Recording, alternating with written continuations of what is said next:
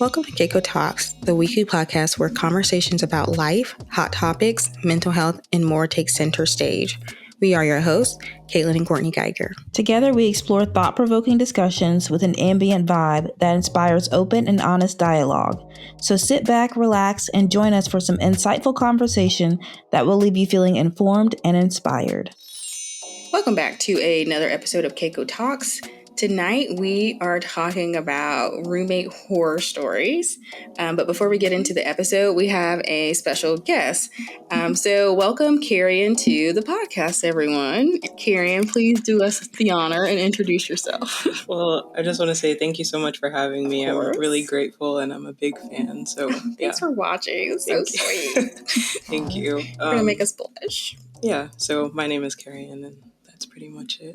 Okay, you don't want to share anything else about yourself? You got an Instagram? No. Yes, Kerian, that's the way to be. Yeah. Goals. Yeah, you can find me anywhere at Kerian Thomas, but I'm just there to reserve my name. Got it. Okay. That is interesting. Okay.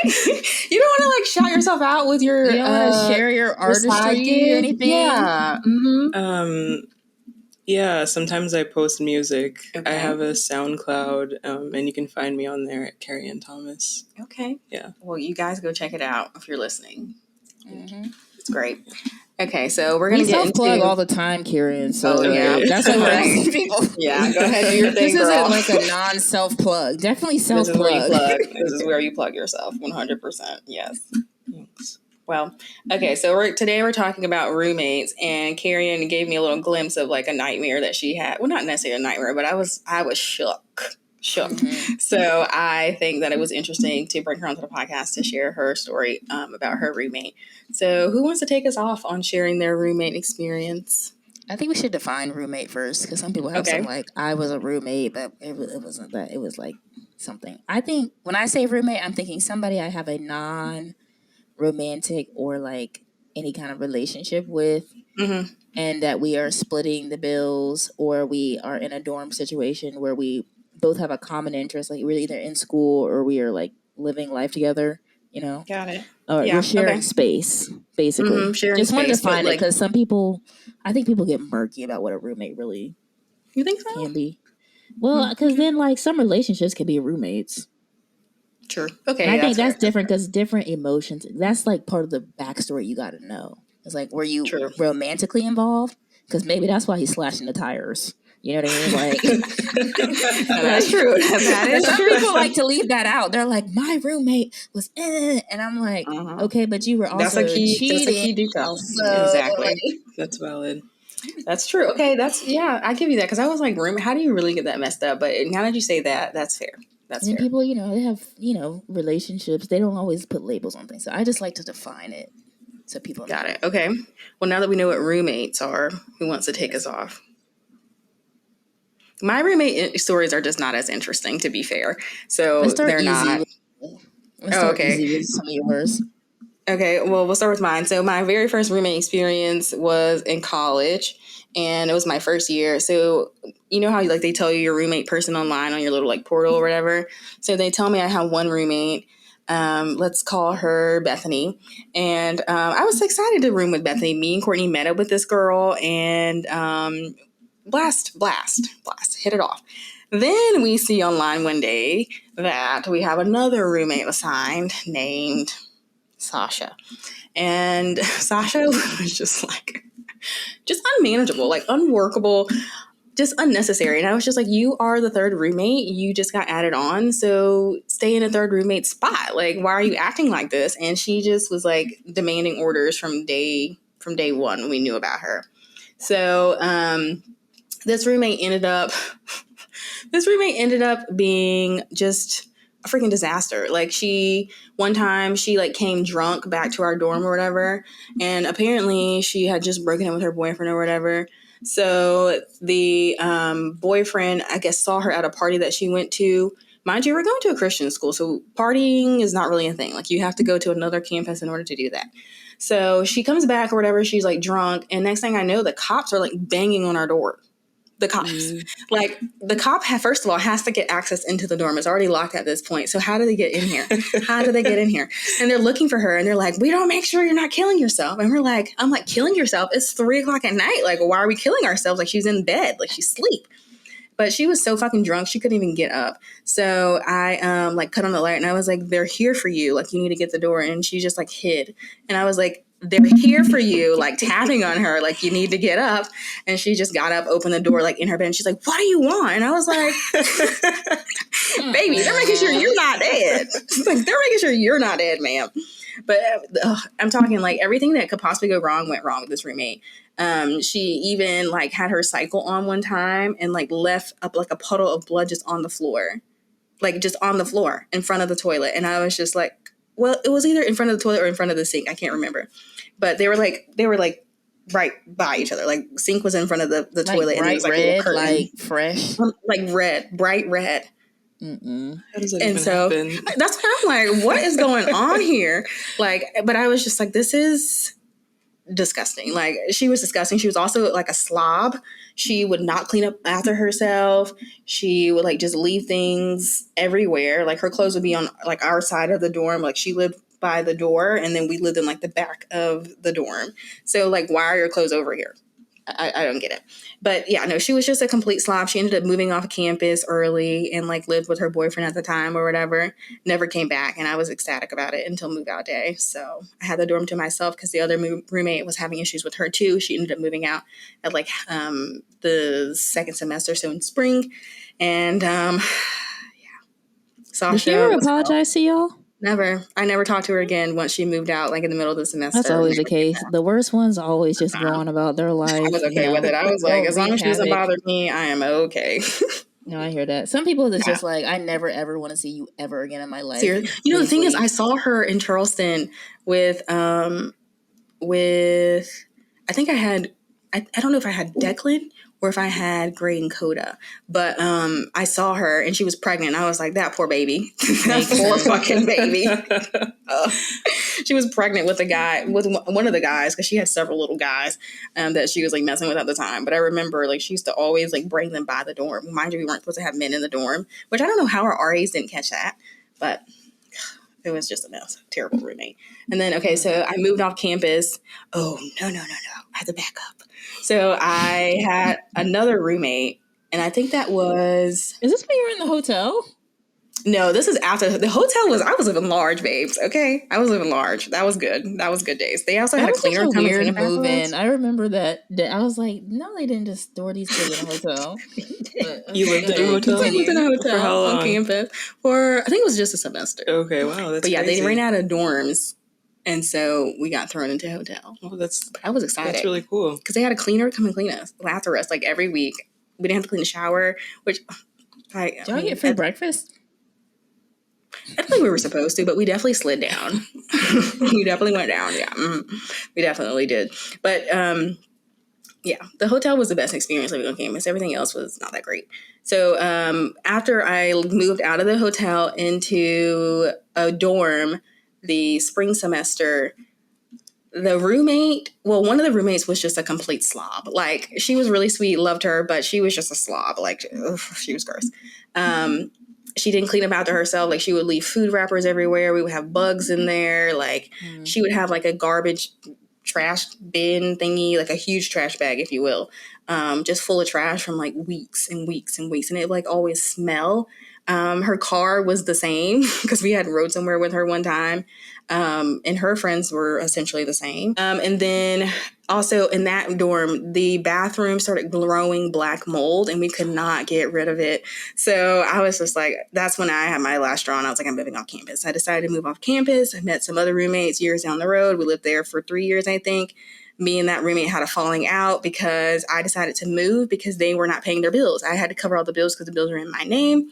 And she was mad that I didn't give her notice. When I did give her notice, I gave her notice in the summer before that semester even started because there was some extra bill that I had to pay with like school and everything. And I just couldn't afford it if I didn't move off campus or move again. And I also was having to look for a new car because my car kept going in the shop. I couldn't afford that either. So I was like, I have to move off campus. And she was like, no, I want to stay here. And I was like, well, I can stay for an additional, semester until the semester's up. And then I'm going to be looking for a place to stay. She didn't want to hear it. And I would text her and tell her hey, I'm moving out so-and-so and so. She would never reply. And then when I moved out, she was all shocked and sad and starstruck by the whole thing because she was apparently blindsided that I moved out and didn't tell her. But you have to respond, you have to look at the messages. So yeah, that's my roommate experience for the most part. That's level 2 roommate. That's really level 1 compared. Up the ante compared. Level 1 compared. I think Kerian should go next because Kerian's not as bad as yours, unfortunately. You don't think so? Not as bad. Can I share my not so bad stories first? So we get the not so bad stories. Yeah, okay, actually, I do have a kind of bad one too, so we can come back. Yeah, I want to share my not so bad stories first, so we can get all the all right, level up. So okay, college. My first year roommate, the roommate I actually lived with in college, we shared a dorm together. Wonderful. Is this someone that shares the same name as you? Oh no! I'm talking my first year roommate. Oh, okay. My first year roommate. Very sweet, very nice. We still follow each other on the internet and everything. That solidifies the friendship.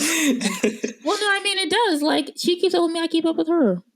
Okay. And one of her boyfriend was one of the stars of my web series in college. Oh yeah, Precious, love him too. I don't know him, but he's cute.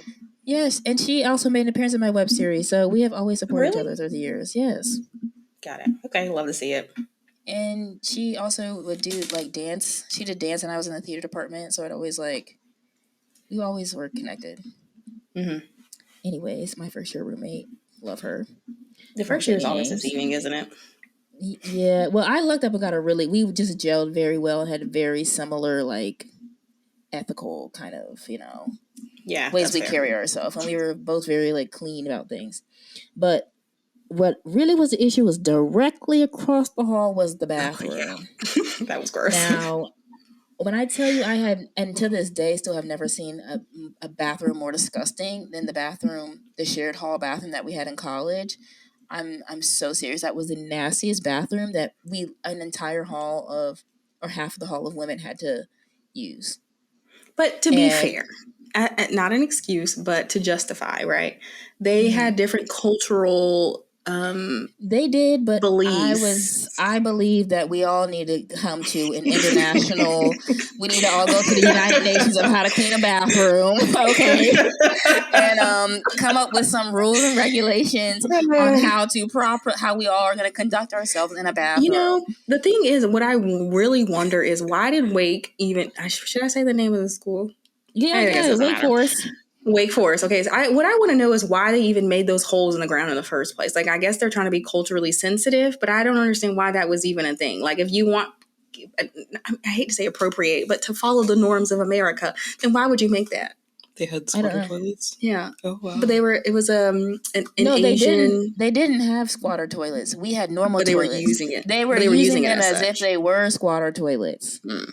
So we would have feces. There would be literal human feces on the toilet seats, and period blood on the toilet seats, and tampons hanging out of dripping red tampons hanging out of the little container. We're gonna get fined. It's nasty. Sorry, but that stuff we could not use we can use the stalls, because every time you try to go to the bathroom, you're it's actually just somebody's feces sitting there on the toilet. Yeah, I never experienced that. And then we would have hair on the toilet. We would have a big clump of hair, a rat-sized clump of hair in the on the drama. No, I'm serious. It was huge. It was clumps of hair, so that wouldn't go down the drain, and so they just left it there. So nobody could use it. And the thing is, the entire hall the amount of money had to use paying those at Wake bathrooms. was just wild to me. That's what I said too. I was the amount of money this costs. And so the thing is, I understand the cultural differences, but then we all become subject to another person's culture instead of negotiating how we all are going to keep our bathroom sanitary. Not to mention, we did have a cleaning lady, and it's not her responsibility to clean up human feces. She's supposed to come in and wipe down the counters at bed. Like, we're supposed to keep it really clean, right? She's supposed to wipe down the counters, wipe down the mirror, replace the toilet paper. She's supposed to have a very easy job because we are the people who use this regularly. We're adults, right? She really is not supposed to be even like, she does the sanitation work because we just don't have we didn't have the cleaning supplies, right? So I get that. But the thing is, she was having to go in and clean up. Like, she didn't even want to come in our bathroom because it was so nasty. She was having to go in and clean up human poop off the toilet. Honestly, I wouldn't and go period in there blood. And she stopped going in there. And that's why it got so bad. And that's why I started saying something, because the girl on our RA on the hall wouldn't say anything to anybody. And looking back, I probably could have gotten kicked out. If they would have seen that as a racial thing, I probably could have gotten kicked out of school. But I was over it. I was like, I'm not about to come here every day and I can't use the bathroom that is basically entitled me here as a student, right? We all cannot use this bathroom because it's so disgusting. And it's because nobody will say anything to them. And these young ladies are going in, and the bathroom would be spotless one hour, and the next hour it's disgusting. I'm like, y'all are going in here. Like half a day. Literally, the lady would come in and clean up in the morning, and I'm not kidding you. Sometimes by the nighttime, it would be disgusting. And I'm like, y'all, it felt like they were purposely going in there messing it up. I was like, how do you do this much damage in 5 hours? Don't you have class? Like, I had gotten fed up one day, and I was like, normally I don't. It takes a lot for me to get fed up, but it had to be bad for me to get fed up. I was like, I'm gonna say something because nobody else is gonna say it, Yeah. So that was the worst. That was the worst. Did you say anything? Change anything? We had a hall meeting, and I didn't open my mouth during the hall meeting. I put everything I had to say on the walls and the on papers in the walls. And it was snarky and sarcastic because my sense of humor is not like the nicest. And I regret somewhat of my tone in it, but I don't regret what I said at all because it was nasty. Yeah, it is like the living conditions were definitely questionable. So, and they didn't really even start cleaning up after that. To be honest, they really didn't. They halfway cleaned up, but they wouldn't clean up at all. And I was like, I mean, maybe it was a language barrier or a cultural barrier, but I'm like, there's no way you looked at a toilet and, our toilet and then thought, my feces should go right on the back of that. You know what I'm saying? I don't know. It's probably like, I don't have to clean this up, so it's not a concern to me, Yes, and that's an elitist, problematic ideology too, right? That's just as wrong. Yeah, that's not fair to the cleaner. Because if I was a cleaner, I would be like, I quit. I'm not going to hold you. That is disgusting. And that was another thing that pissed me off. It's like, it's not her responsibility to clean up that level of mess. Yeah, I wouldn't. I would not. So because then she's also putting herself at risk too. That's germs. Yeah, that too. Yeah, I had enough. Wouldn't be me. So yes. Well, I'm glad that situation ended well. I guess. Yes. And then my second year roommate, this was somebody who just, I don't know if she lacked personal boundaries so much as she had this kind of irreverent attitude to things. And I think it was because she was an only child and didn't understand how to live with somebody else. So the biggest issue we had was I had told her, early on, I would appreciate if you did not bring, if you can bring your boyfriend over here, I don't care, but I'm sleeping in my bed. So it's very awkward to have you and him sleeping in your bed and then me being there. That's awkward to me, especially since I have to change in this room. I have all my things are in this room, all of these things. Right. And so one day I come in and I'm asleep. I didn't even know that the dude had came in the room, which is weird. That's just weird to me. I don't know if that's weird to anybody else, but he and then they were asleep. I woke up the next morning and it's her and him in the room. And I'm like, this was definitely part of the roommate contract. So we had a pretty big falling out after that. And then it just got petty after that. One time I found her, she took my glasses. I was wearing fake glasses at the time because that was the cool thing to do, wear fake glasses. And so,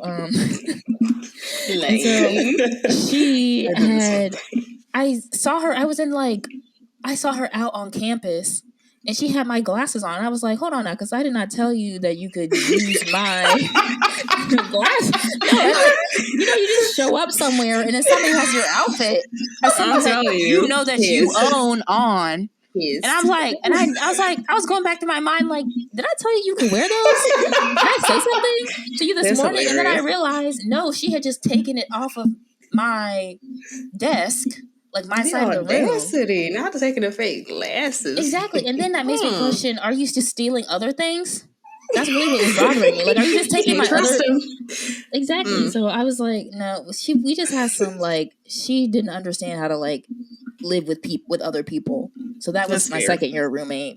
And then my third year roommate, boyfriend again. I obviously have an issue with the boyfriend. Really?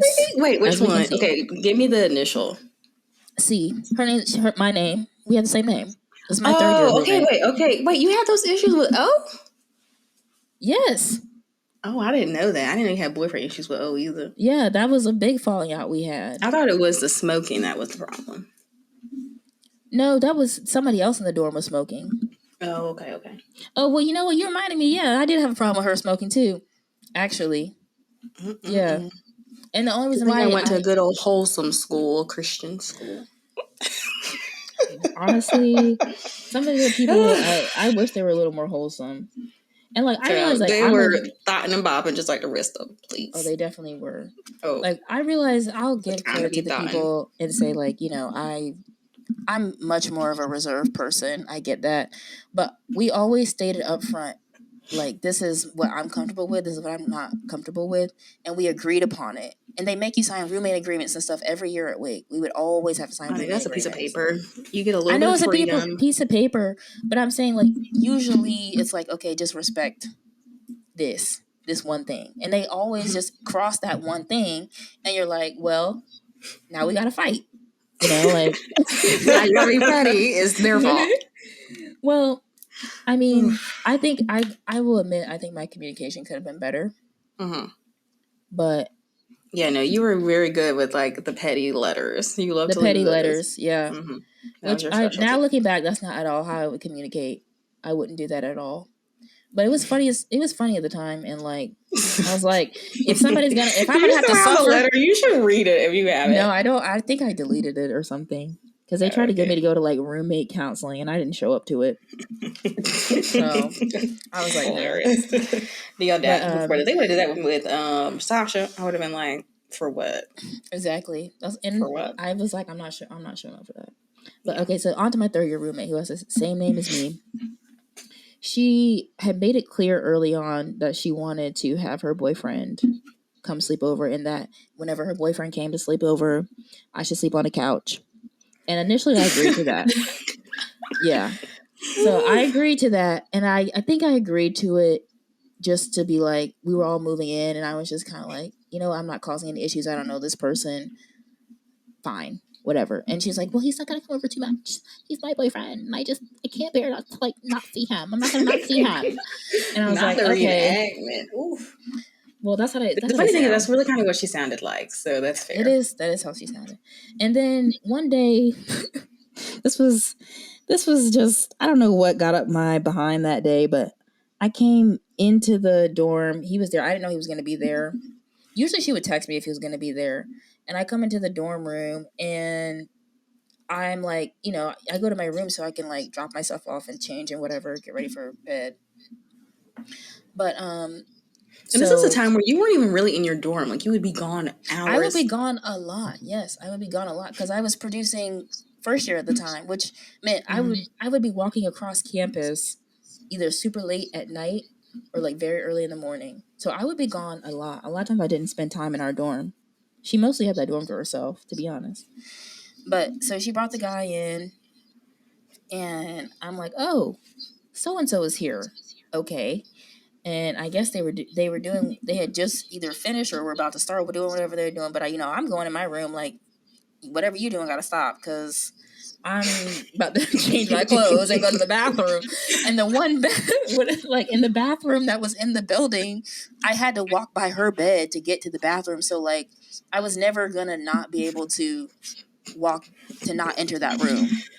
You know what I'm saying? Hilarious. Because like, what if I had to get up in the middle of the night to go to the bathroom? I got to walk by your room, so I'm not supposed to go in there at all. And so like, I just sat down and really thought about it. And I was like, I'm not sleeping in my bed. I'm sleeping in my bed. And she had an issue with that. And David, go get a room with your boyfriend. That's what I'm saying. I'm like, if you want privacy, I mean, this is a shared living space. Exactly. You come into a shared living space. You can't just expect that everybody, the other person who's paying the other half of the room, shouldn't have access to their half of the room. You know. And I think when I went back and thought about it, and I did eventually go back and sleep on my side of the room, I was like, why should I have to like leave the space that I'm also paying for or getting into debt for? You know what I mean? I don't even know why you agreed to that in the first place. I don't know why either. I think I was just trying to like keep the peace, and I was like, yeah, fine, whatever. You know? Yeah. And I didn't sit down and think about the ramifications of what it would actually look like, you know, real time. And so she so that happened, and she's like, I just felt so uncomfortable. And I was like, you felt uncomfortable. You were the one having your little escapade with your boyfriend. You're allowed to have that space, right? That's hilarious. Like, you felt uncomfortable. How do you think I feel? I come in and there's like a dude in the room who I don't know. I don't know like what your, you know, what his moral compass is or whatever. Like, you don't know. I wish you didn't catch him in the act. That would have been more mortifying. I think one time I halfway did catch him in the act. But hate it for you. Yeah, I hated it for myself too. But they like, yeah. And then the thing that really set it off with her was she, somebody had left. There was a bunch of hair hair on the bathroom drain, and I had to pick it up. Okay, so if you guys don't know, Courtney's stickler about the bathroom is hair in the shower and a dirty like toilet. So those are like Courtney's like pet peeves. I can't stand it. Yeah, it just is not gonna happen. So and I was the only one cleaning the bathroom regularly. So I would come in there, and you know they have very long, you know, they're non-black women, so they have very long hair, you know, which gets caught up. Fine, nothing wrong with that. But like, pick it up, you know, clean it up so that everybody else can like shower and not have, you know, because it takes slightly longer for my hair to clog a drain than theirs. You know, maybe, I don't know. Your hair is pretty curly. I mean, my hair is pretty curly, but like theirs is like a little wrap around the drain. That's what I mean. Mine doesn't wrap around the drain the same the way theirs does. Again, nothing wrong with that. We're not here to talk about hair texture and ethnicity, but we're here to talk about cleanliness, which is picking up your hair when you drop it. Like, you know, when you leave bunches of it, you know, especially when you wash your hair and stuff. Which, you know, my hair comes out in droves too whenever I really do wash it.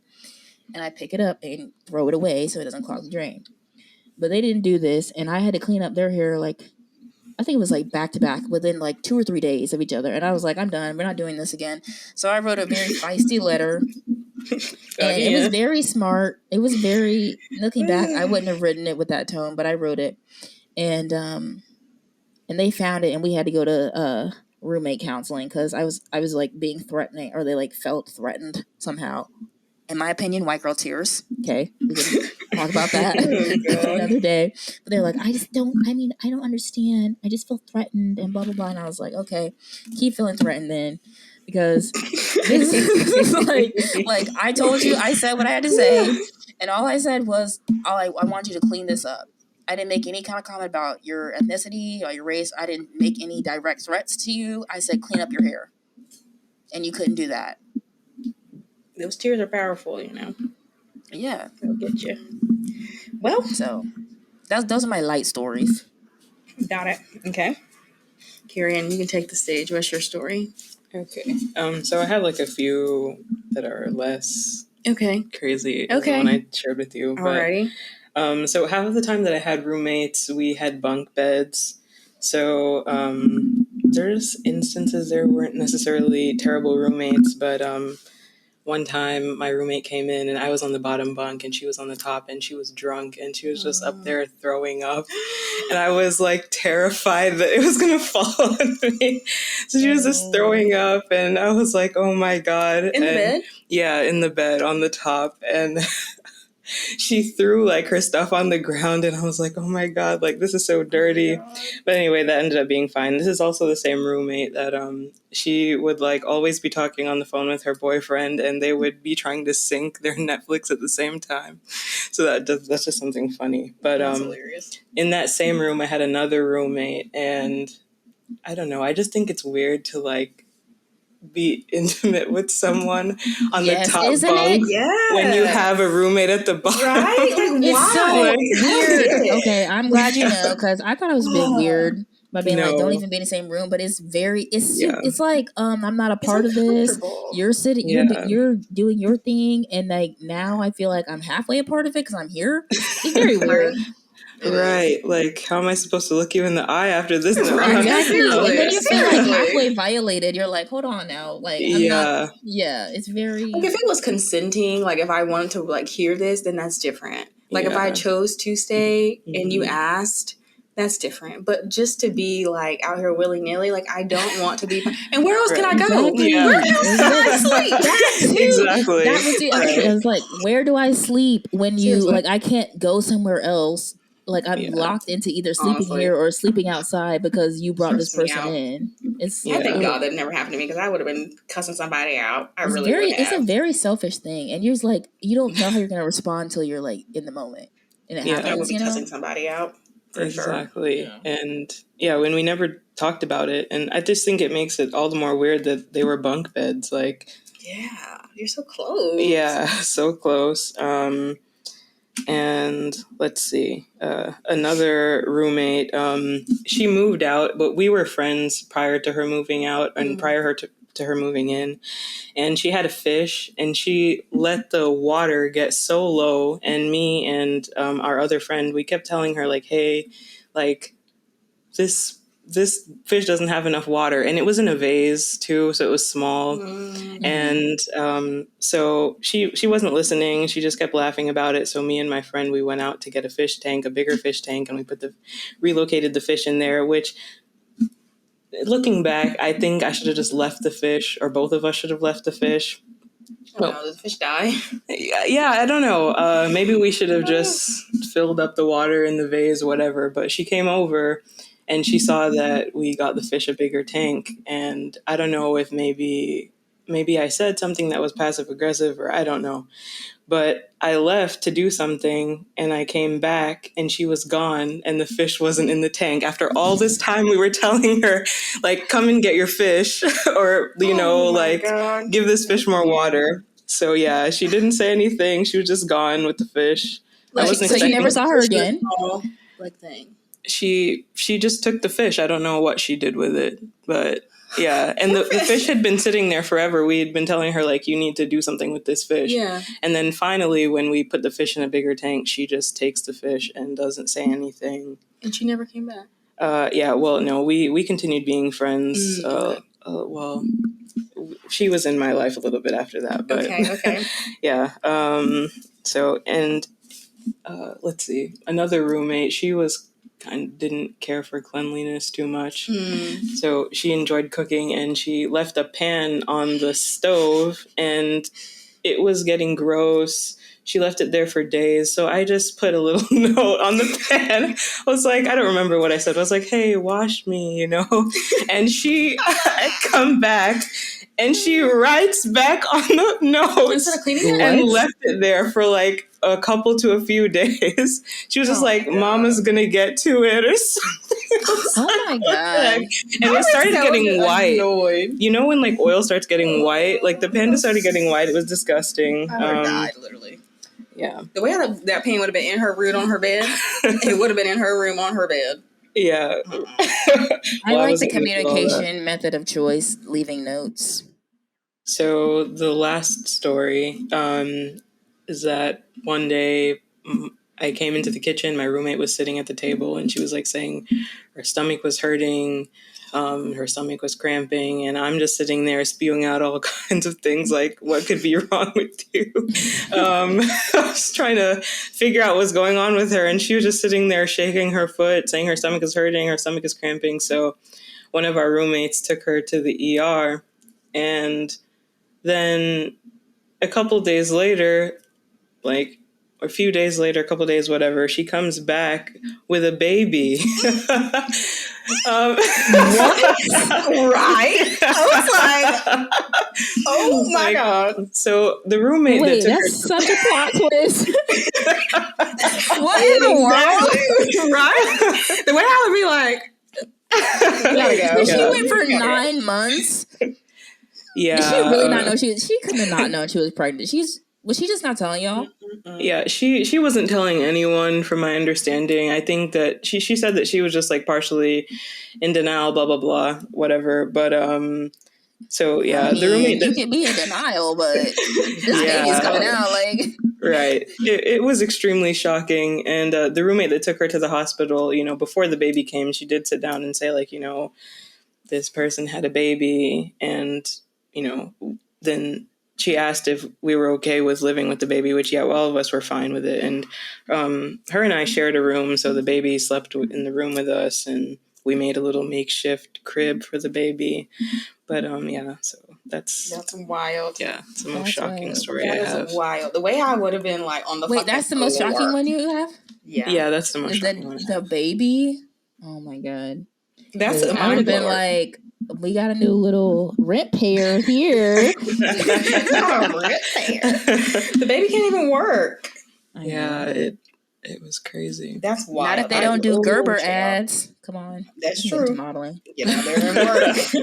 Yeah. That's hilarious. I wonder if she was still shocked. Like once the baby was born, did she like actually take care of the baby well? Like I wonder. I think so. Oh, okay. Yeah.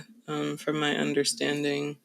But got it. Yeah, I think I'm still shocked. Oh no, I will be. That's so crazy. So like she never met. Like did she not show anything? No, nothing. She didn't show. She was like already overweight. So no one suspected anything. Even in hindsight, I can't remember her looking really significantly bigger or having a baby bump or anything. So that's wild. Yeah. The audacity. So did she like? Was she like in a relationship with the father at the time? So no. No. She did have a boyfriend, but they were long distance but she did not have a relationship with the baby's father. Dang. So, yeah. I do feel bad for that individual because it's like, kind of like, I mean, if she did not know, like, I do think there's cases where you can have pregnancies where you just did not know. So in that case, I'm going to give her the benefit of the doubt. She knew. Oh, well, yeah, I think she knew. But I think she did. But she was if she said she was in denial, like, you knew. But, I mean, I just, maybe circumstances can be. Out. Circumstances can be different. There's many ways you can conceive a child that are not ideal. And so that could have played a factor. And so, along with like your life could possibly be up in shambles. You don't know how your parents are going to react. You don't know how the person is going to react that you had a kid with.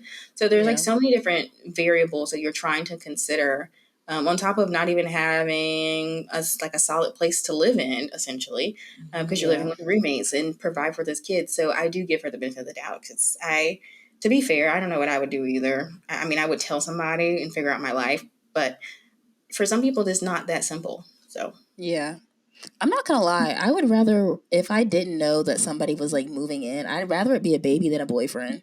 That too. I'm just not gonna lie. I would rather somebody show up with a baby and be like, okay, this child is moving in unexpectedly, than your boyfriend or girlfriend or whatever, or like a partner come in. Agreed. No, I agree with that. That tends to wreak more havoc, in my opinion, than a child. I don't know. I think I would rather a significant other. Oh, really? Yeah. No. Yeah. I think a significant other is just like less for me to do. Because like if the kid is there, like I can't not interact with this kid. Mm-hmm. Like I can't do that. I'm not going to ignore the kid. And like, let's be honest, the kid can't contribute, So like, if he's like, hey, I want a fruit snack and I got fruit snacks, I'm gonna have to be like, yeah, I give you a fruit snack, So but I think I would rather be part of being part of a community around a child. But the boyfriend I don't have to interact with. Yeah, that's You true. don't have to, but they can still bring their toxicity into the home. Oh, you can bring it, and you can also bring I'm going to bring you an eviction notice. You have 2 weeks. That's true. Because you're not even on the lease. 9 times out of 10, your boyfriend's not on the lease. Yeah, but they can do damage in that time period. Yeah. I've never had that issue. I've never had... Well, no, there was only one roommate I had that brought her boyfriend around, but he had his own place, thank the heavens, and she ended up moving out. That roommate, she freaking moved out, gave us like a day notice. Ma'am, rent is due tomorrow. Oh my God, that person. Jesus Christ. Roommate situations where rent is involved is always worse. I'd rather deal with like college roommates because it's like, okay, we're all under this institution. But where rent is involved, that's when stuff gets even squirrelier. Yeah, especially when it's like, because a lot of the bills when we lived together were in my name. Yeah. And she wasn't on the lease because she moved in late. Like, she didn't want to move in until the semester started because she was going to travel or whatever. And I was like, okay, cool. Like, we'll just put you on the lease whenever you come back around. But the problem was we couldn't put her on the lease because her dad, the other girl who I was rooming with that actually did sign the lease. Let's give them names. Okay, so there's the one that signed the lease with me. Her name is Abigail. And then we have the one who dipped early. Her name was Respucia. And then there was me. You're making this up? Yeah. Oh, okay. Yes. And so Respucia is the one that dipped. And then the other one, what did I call her? Oh, Abigail. Abigail's dad also signed a lease. And so in order to get him to sign a lease because he lived out of state, we had to like pretty much like send it to him as an official file. He had to get someone to witness it, and like he had to pay for all of those extra things. So we were like, well, you know what, we'll just let her live here kind of thing. And it will hopefully won't be that big of a deal. Boy, was I fucking mistaken because she did her, oh my God, that Respucia. And then she sent me, I wonder if I still have the text messages. She sent me these nasty texts saying like, I'm not going to pay anything and da-da-da-da-da. And like, y'all can figure out what you're going to do with my stuff. I don't want it anymore. I'm not coming back to pick it up. And I was like, if you're not here by such and such time, I promise you, I will find you. She came back and got her stuff though. So. It's like crazy how quickly people switch personalities when a roommate situation is about to dissolve. Like, people turn into these whole other human beings. You're like, you are not the person I signed up. I signed this lease with at the beginning. They switched so quick. Seriously. Same thing with Abigail when I lived. That's the one that I said earlier that she was like acting all shocked when I decided to leave. And it's like, babes, I told you that I could not afford to live here anymore. And it wasn't that I couldn't even afford to live there. It was really I couldn't afford to pay their parts of the bills. And nobody wanted to pay their bills on time. Like, I would get their money like a month late. And I'm like, I can't afford this. I can't afford it. So, bad. Be careful who you room with. That's all I can say. Oh, for real. Should I tell my situation? Yeah, you got to tell this story. This is the icing on the cake. Okay. I've hesitated to speak about this, ladies and gents, mainly because I'm so traumatized. Honestly, I'm traumatized too. This didn't happen even a year ago now. It's like about a year ago. I would have been preparing to move out because I just had to go. Yeah. Which I will say this too. Like, I was not there, but I heard about this every day. Mm-hmm. And we were always plotting. Every day. I'm not joking. I really, honestly, I don't think I lived in that level of toxic hell, honestly, ever. That was like, I've been around toxic people, but it was like, okay, you toxic this week, 2 weeks passed, then you toxic again. You know, I gotta breathe them in between. Toxic in doses. Like, little, intermittent toxic. That was more my vibe. This was daily. Something was going on. Like a week would not pass without something going on, seriously. And nobody. And it wasn't like little things. Okay, tell them the story, because yeah. Okay, so we got to start with my naivety moving in. So this is when I first packed all my things and moved to the great state of California. You got to back up. How did you find this place? Okay, well, yeah, that's wrong too. Because that's where you went wrong. Red flag number one. I found this place on the internet. Let's all take a moment. How'd you find the roommates? I found the roommates on a roommate website that I had used before successfully. Red flag. I had used that successfully before, so... Well, actually, now I'm thinking about it. The first time I used it was also kind of sketchy. Exactly. Why did I go back? Exactly. Hold on. Okay, so sketchy website, wrong. I'm gonna go ahead and take the L for that. Yeah, that was wrong. Okay, but what I will say is I checked even though I was on their website, I checked out the person. I did as much research as I could, and I had several FaceTime calls with them. We were texting back and forth regularly, so it seemed like it had to go ahead. The lease was legitimate. I talked even to the property manager. I did everything I could to check this person out from remotely from, South Carolina. Everything I could, but physically be here to check this person out, Mm-hmm. And so we signed the lease and everything, and I tell them, okay, I'm going to come at this date, this time, because remember I had to drive out here from South Carolina, so there was a waiting period in there.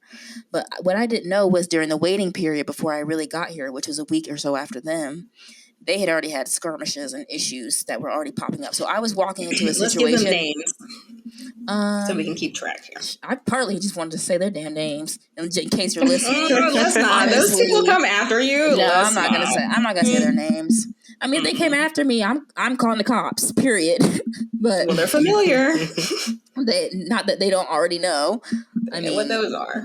They know exactly what that is. But let's say their names are. I can't even think of decent names for them. Let's say Rockface and Spawn 2. You should call them Rockface and Rockface. Loudmouth. Rockface and Loudmouth. We'll call them that. Mm-hmm. They'll come after me for that too, and you'll understand why. Just listen. Okay, Rockface and Loudmouth. So, which one's Rockface? Which one's Loudmouth? The one that said Rockface. Okay. So Loudmouth was the one who was orchestrating everything. That was the person who was kind of in charge of getting me and Rockface together. And so I get together with I come out here, make the treacherous journey across the United States of America. Not treacherous. You feel like you were here going across the sea or something. Please. Well, okay, some parts were treacherous, and otherwise it was just the highway. And so I make it out here. Thank God. I'm glad I just made it in one piece. We get here, and first day or two, I'm like, okay, something seems a little off about Loudface and Rockface, because we tried to have a roommate meeting, and they were like just kind of at odds with each other in passive aggressive ways. But we came to the conclusion that we're gonna try to work it out. We're gonna try to make this a positive space. We're all on the same page here. But I think they were just hiding their narcissism, and I think they were just hiding their toxic behavior, because I was like, there's no way that in the next week or two we go from 0 to 100. So, about a week, maybe even maybe 2 or 3 weeks pass, and Rockface and Loudmouth get into this huge argument. I'm in my room. Literally, I close the door and lock it, because I'm like, I don't know if this is going to come to blows. Like, they might be fighting each other for real. They have their phones out recording each other, like, I'm going to call the cops. I'm a like, very, honestly, it was just hood. It was just very hood. And like, you don't do the hood, huh? And that's just not where it come from. And I'm not trying to shade the hood, but like, that's not conflict resolution where we come from. We don't yell and get in somebody's face and threaten to beat this person's age. We do have an aunt that does do that, though. Yeah, but she's an aunt. We don't really we don't claim her. We don't see her. She don't come to all the family functions. Like, she's an aunt, okay? We don't claim her. Yeah, in our immediate family, we don't do that. So they were going at it, and I thought they were for real going to come to blows. So I come out of my room, and I'm like, I think I said something. I was like, I said something that was just like funny and kind of like just threw the conversation into like basically comic relief. I said something about, I was like, do you think the cops are going to come get me for stealing this mattress off the street? And we all laughed. And they were like, no. And then they like kind of stopped arguing after that. They like separated for that day. That day. It's all such a blur too, because so many of these events ran together. But then maybe about a week or two later, they, I guess, had been exchanging text messages or something. I think Loudface was threatening Rockmouth, but like actual identifiable threats, like, I'm gonna beat your A, I'm gonna do this to you, stuff that you could really get in trouble for with the law, if and I think she was texting her that too, so there was proof of it as well. And so Loudmouth was just not smart, to be fair. Yeah, I don't know why she, and I told Loudmouth, don't bother Rockface, don't bother her, because like if you don't like this person, just go in your own corner, do not interact, don't whatever, because this is going to make a situation that's bad for you too if you continue to threaten, and you know what I mean, because people can really get restraining orders and all that stuff against you. That's not anything to play with, you know. And so I was telling her, I was like, don't mess with her. If you don't like her, move on. Just, you don't have to like this person to live with them, okay? But she continued to mess with her and continued to text her and whatever, even after they had that explosive argument. And then one morning, it was like a Saturday morning. Everything happened on a Saturday morning with them. Rockface and Loudmouth got into it for some reason. I don't even remember. Oh, Rockface claimed that Loudmouth stole her camera. Whatever. And so she called the cops. The cops come out to our place, like prepared to arrest Loudmouth because of what Rockface was saying. That she stole the camera. And then maybe these names are not worth it. Maybe they're not. But they were like she tried to say that she stole the camera. She stole one of her things. They searched the room, everything. They don't find the camera, and they're like, okay, well, we can't arrest somebody if there's nothing, like if she doesn't have this. So another week passes, nobody gets arrested. Then another week comes, they call the cops again. And I don't even remember what they called the cops for this time. But she claimed, one time she claimed that no, it wasn't. They just kept calling the cops. So she called, and I know a couple times she called saying that her iPhone was stolen, right? And I don't know how she called the cops on a phone, but still managed, but her phone was stolen. I don't know how that happened. I remember that, but I was like, what? Yeah, exactly. I was like, how did you call the cops if your phone is stolen? We don't have a landline. I don't know. And it's traceable. They know when you're calling from like a landline and like a mobile device. Like it's not exactly. So I was like, how did you call and then also claim that your phone was stolen at the same time? I don't know. Anyways, and by this time, at a certain point, we had set up cameras in the house. So, you know, Rockface, everybody was being recorded all the time around the common living area to make sure that when Rockface would call the cops, that she couldn't just lie and say somebody stole something that didn't actually end up getting stolen, because there was like video proof. Smart. So Rockface took offense to that, obviously, because she didn't want to be recorded all the time in her home. It's like, stop lying to the cops. You know, stop lying. Then we don't, you know. And she just made up every single like way. I think she was just trying to get this person arrested. And one time she did get her arrested. The one time the cops did arrest her, because Rockface said that Loudmouth assaulted her. I don't know where they got the proof for that, but she got them to arrest her. A citizen's arrest, wasn't it? Yeah, it was. Oh, yeah. And she kept doing a citizen's arrest. Every time she would call, it was always a citizen's arrest. So they would just book the other girl in jail, and then she would be able to come out. And I think she was just trying to create a record. Like pending charges. Yeah, pending charges, pending they could like prove. I don't think she ever proved anything. But yeah, so I would say in total, the cops came to our place at least 8 or 9 times in a 4-month period. I'm not joking. Like, and there was one time I had to go talk to the cops because Rockface had cut my the cord to my studio lights. I'm like a video I do filmmaking and photography, so I have studio lights, which are not cheap. And she cut the cords to them after one of her arguments with Loudface, because they were still having arguments regularly. Did I call her Loudface? Whatever, Loudmouth. Yeah.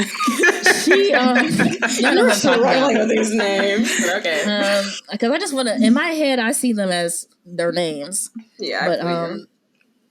But so she cut the cord, and so my lights became non-usable. I think she was thinking that the lights were Loudmouth's, but they weren't. They were mine. Oh, you gotta tell them about the knife and the door that you caught on camera. Oh yeah, you see how like wild these stories are getting?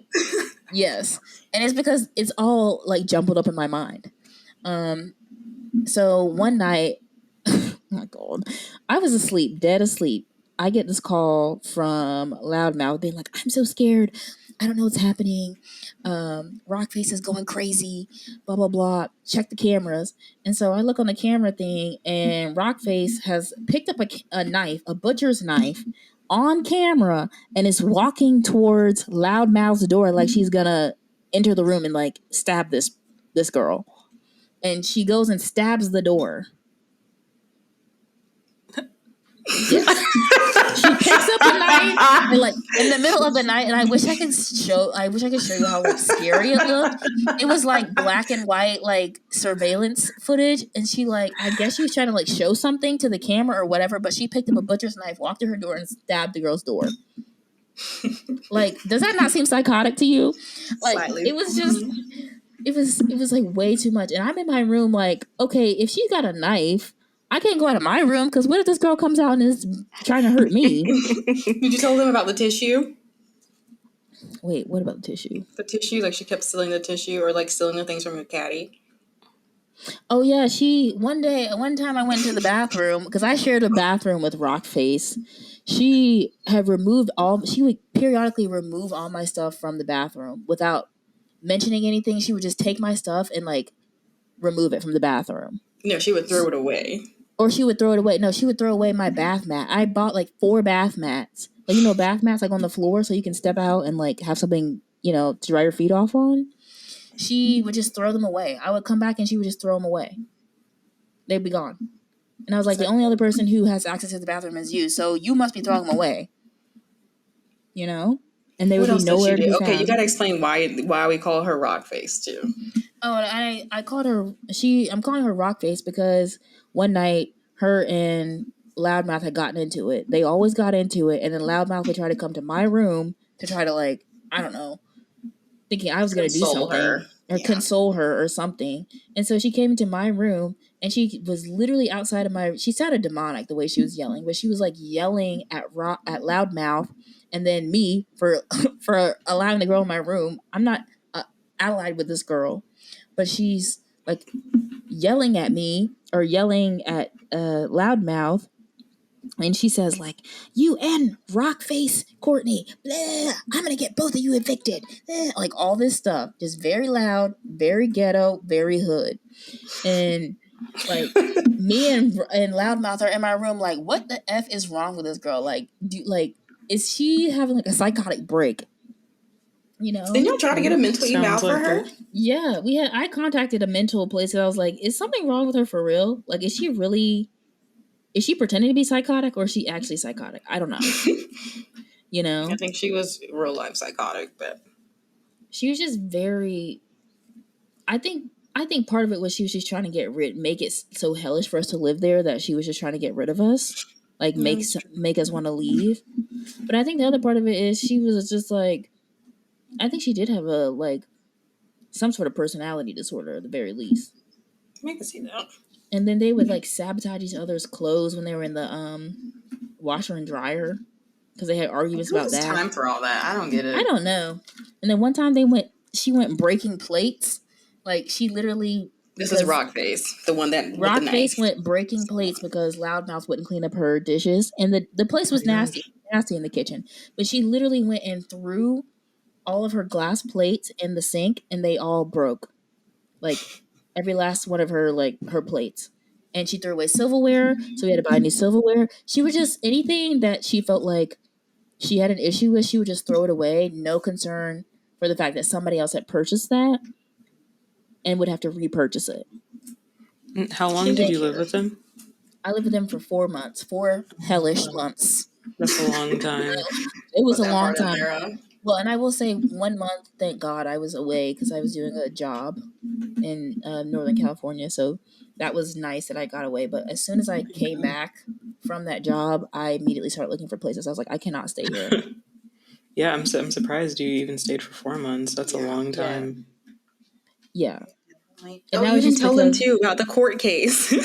And then court. They literally had to go to court. They literally went to court with each other to try to get restraining orders against each other. Oh, the time I went to court?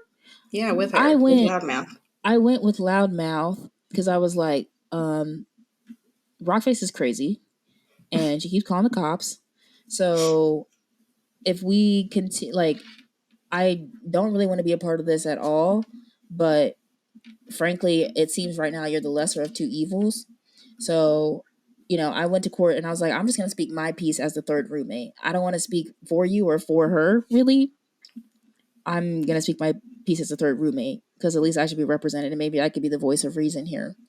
And so we went to court, the Los Angeles Superior Court for this. And it was a restraining order court. And the judge immediately, because I wasn't part of the case, they told me to sit outside. So I had to sit outside. And I was waiting for her to call me in so I could at least say something.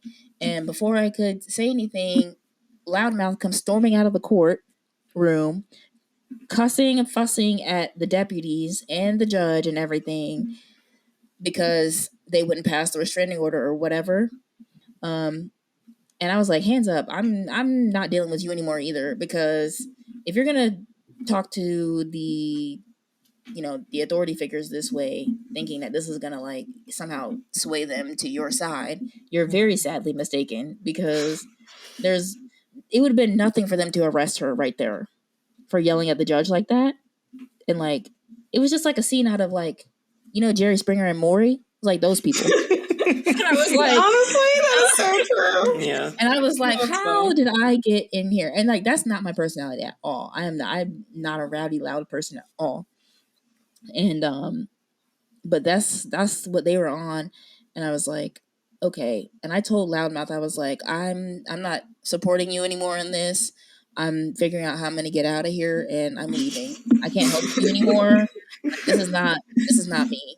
And I don't know how to help you because you are in this, this fight with Rockface, and that's issues that y'all continue to have. I go in my door and lock the door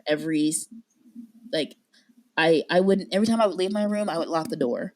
Even if I had to just go to the bathroom, I would lock the door. That's how much I did not trust being around them. I feel that. That's valid. Yeah. It was just, and the cops, even one time the cops was like, aren't you looking for a place to get out of here to leave? And I was like, yes, I am. Not the cops telling you. Seriously, they constantly try to drag me into it. And I was like, I don't want to choose sides. I have no side to choose. You're both crazy. Both of you. Which I guess, I don't know if you want me to mention or not, but come to find out, the Loudmouth had previous roommates prior to Courtney and Rockface moving in, and come to find out they had a similar issues with Loudmouth, and that kind of helped Rockface get Loudmouth out. Yeah. So Rockface ended up getting Loudmouth kicked out, and then Courtney already was leaving or whatever. So it worked out in Rockface's favor. Which I don't like that either. That's crazy. I know, right? Yeah. Rockface plotted and planned that. I think she plotted and planned all of that. She made it as hellish for me as she did for the other girl. She kept provoking the other girl. They were provoking each other. I was really the only person who was witness to I feel like Rockface just really had some internal issues going on. So I don't, from what was told, it was she didn't really have a parent or parents, I guess, or someone had passed away and she had a little trust fund money. So that's kind of why she was moving out there. But she didn't really work. She didn't really do anything. So she was home all day. And then same thing with Loudmouth. And they were just both very they were at each other's throats because they didn't have shit else to do. I was the only one with a job. Yeah. Yeah. Loudmouth. So it was just not interesting to say the least. Loudmouth was also a weed smoker, addict, in my opinion. It was nightly. She would smoke weed every night. There's nothing wrong with engaging in cannabis, but I believe she was dependent on it. And she also apparently was diagnosed bipolar. Didn't know that until I moved in. Because I would not have moved in with a bipolar person. Sorry, I just don't have the tools to deal with that. Nor do I want to deal with that.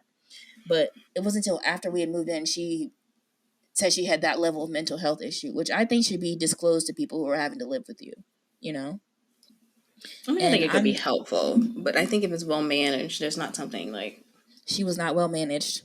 Yeah, that's fair. Yeah. You're using weed to manage it. Things going on. There was definitely other things going on. But yeah.